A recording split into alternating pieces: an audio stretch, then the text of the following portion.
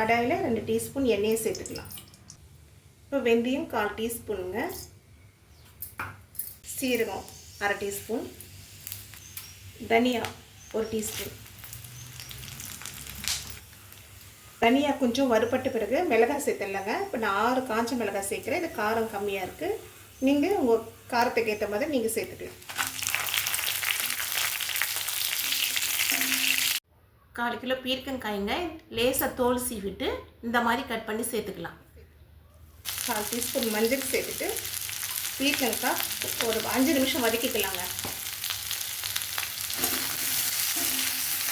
இப்போ பீர்க்கங்காய் 5லேருந்து 8 நிமிஷம் வதக்கிட்டேங்க. இப்போ மீடியம் சைஸ் தக்காளி ஒன்று, மீடியம் சைஸ் வெங்காயம் இந்த மாதிரி கட் பண்ணி சேர்த்துக்கலாம். ஒரு 50% தக்காளி வெங்காயம் வதக்கிடலாங்க.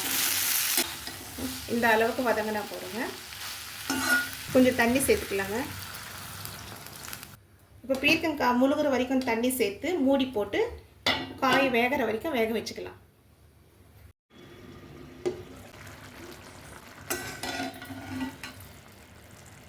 வெந்துருச்சுங்க. ஒரு 5 கொட்டை அளவு புளி சேர்த்துக்கலாங்க. புளி சேர்த்து ஒரு 3 நிமிஷம் வெந்தால் போடுங்க. ஸ்டவ் ஆஃப் பண்ணிவிட்டு. புளி நான் ஏன் இப்போ சேர்க்குறேன்னா, முதல்லவே சேர்த்தா பீர்க்கங்காய் வேகாது, அதனால தான் இப்போ கடைசியில் புளி சேர்த்துருக்கேன். முதல்ல புளியும் மிளகாவும் தனியாக எடுத்து கல்லுப்பு சேர்த்து கடைஞ்சிக்கலாங்க. கல்லுப்பு சேர்த்தோம்னா மிளகாய் சீக்கிரமாக மசியும். காயோடு சேர்த்து கடைஞ்சால் மிளகாய் மசியாதுங்க.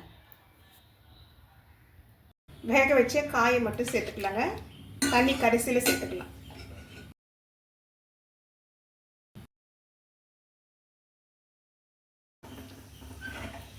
இப்போ வேக வச்ச தண்ணியை சேர்த்துக்கலாம்.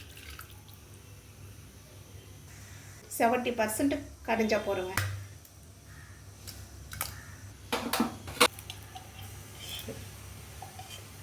கடாயில் 1 டேபிள் ஸ்பூன் எண்ணெய் சேர்த்து வடகம் சேர்த்தா நல்லாயிருக்கும். வடகம் இல்லைன்னா கடுகு, உளுத்தம்பருப்பு, கடலைப்பருப்பு சேர்த்து கூட நீங்கள் தாளிச்சிக்கலாம்.